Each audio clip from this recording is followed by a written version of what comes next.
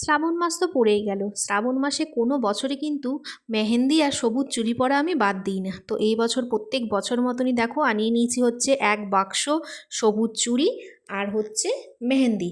তো এখানে 24টা মতন চুড়ি আছে, জানি না কটা মানে কাচের চুড়ি তো কটা বেড়ে যাবে আর কটা কি হবে, তো যাই হোক এখানে রাখা রইলো 24টা চুড়ি আর এই হচ্ছে মেহেন্দি। তো মেহেন্দিটা ঝটপট করে পরে নেব। এখন হচ্ছে রাত্রির প্রায় 11:30 বাজছে।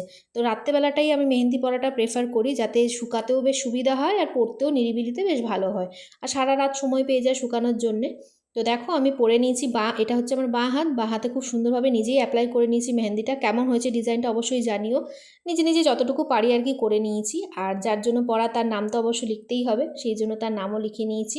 তো আমার হাজব্যান্ডের নাম বিবেক, তাই বিবেক লিখে নিয়েছি। আর এই হাতটা তো আমার ফাঁকা ছিল, তো কর্তা বলছে যে না এইটা কেন ফাঁকা থাকবে, দাও আমি তোমাকে পরিয়ে দিচ্ছি। তো আমি এত সুন্দর ভালোবেসে যদি পরিয়ে কেউ দেয় তাহলে না কি করে বলি বলো।